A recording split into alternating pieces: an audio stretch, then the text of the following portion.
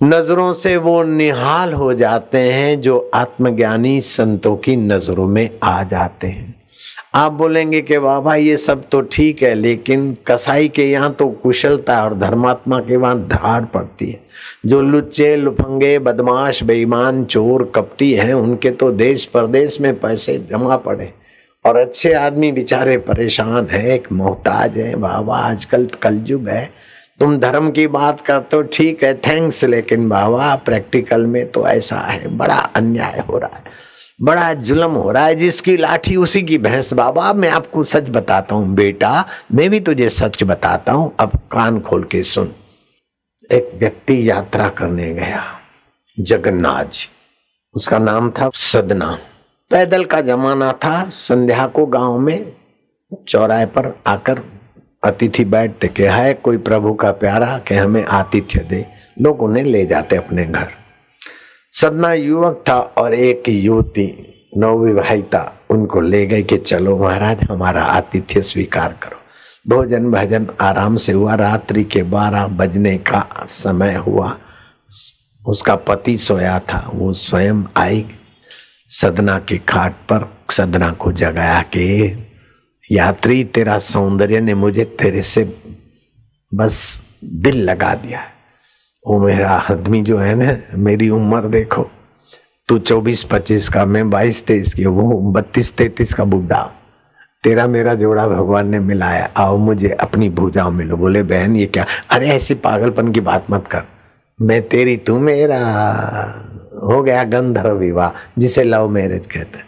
बोले नहीं नहीं मुझे डर लगता है। मैं तेरा डर अभी दूर करती हूँ। गई और पति की तलवार निकाल के सोए हुए पति को धड़ा, धड़ से सिर अलग, रंगी हुई खून में चांदनी की रात में, देख तेरा भय में काट के आ गई, अब तो मुझे स्वीकार कर ले। अरे बोले चंडी का हे दुष्टा, अपने पति की हत्या करने वाली तू मेरे को ऐसा पाप में भर दी। मैं तो सदना यात्रा करने जा रहा हूँ जगन्नाथ जी।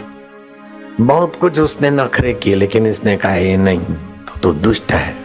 बोले स्त्री काम में आती है तो उसे संतुष्टि नहीं होती तो काम क्रोध के रूप में बदलता है। अप्सरा ने भी अर्जुन को श्राप दे दिया, मैं श्राप नहीं दे सकती हूँ लेकिन तेरा सर्वनाश कर दूंगी।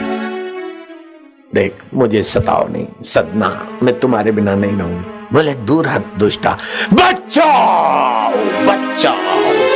ब्लाउज फाड़ दिया और हल्ला किया। आए अड़ोस पड़ोस के लोग, मेरे पति की हत्या की इस यात्री ने और मेरी इज्जत लूट रहा है। राजा के यहाँ केस गया। राजा ने कहा ऐसा धर्मात्मा के रूप में आया हुआ शैतान मेरे राज्य के जेल में नहीं रहेगा, हाथ काट दो और 2 धक्के मार के जगन्नाथ जी के रास्ते पर धकेल दो। अब निर्दोष था, झूठे तो देखो मौज कर रहे हैं घर में और अच्छे सताए जाते हैं, दिखता है। लेकिन वेट प्लीज, जरा रुको, खबरें अभी है और है इस ब्रेक के बाद।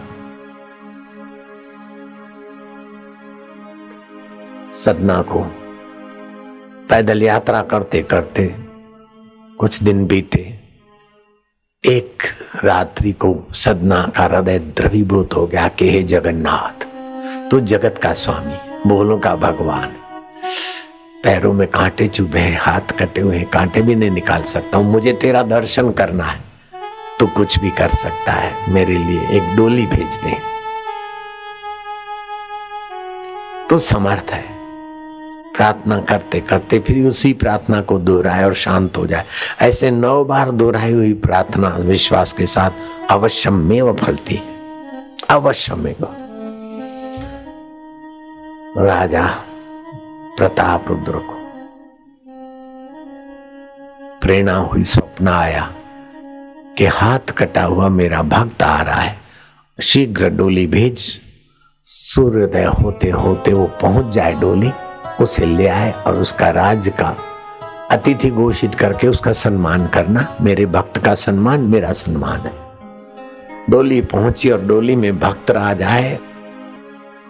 जगन्नाथ मंदिर में सब बाहर से दर्शन करें, लेकिन ये स्टेट गेस्ट साहब जब स्टेट गेस्ट होकर अंदर मंदिर तक पहुंचे तो उनका हृदय भर आया कि कल की प्रार्थना आज सुबह तुमने साकार कर दी, तो तुम उस समय कहाँ गए थे? जो उल्टा मुझे सता रही थी और मैं फिसलाने में अपने धर्म पे था और उसने मेरे साथ इतना अत्याचार किया और मेरे हाथ कट गए। जगन्नाथ तुम कहाँ गए थे?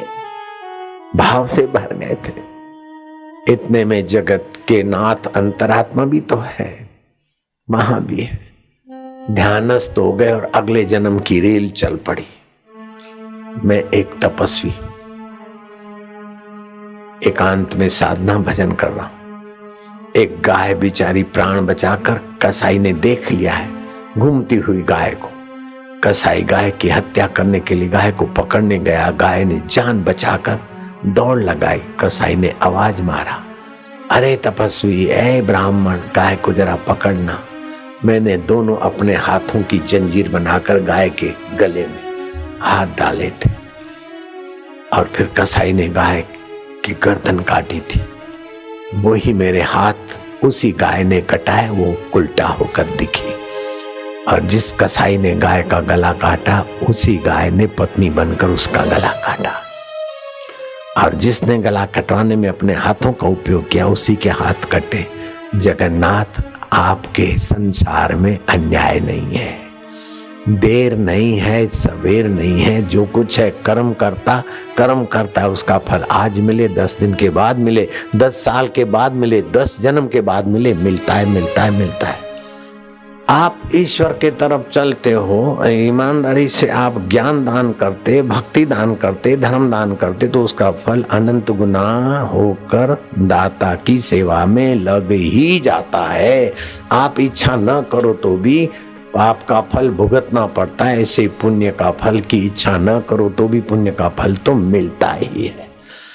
नश्वर पुण्य का फल नहीं चाहते तो शाश्वत परमात्मा का आनंद, परमात्मा की प्रेमा भक्ति, परमात्मा का नित्य नवीन ज्ञान आपके हृदय में छलकता है।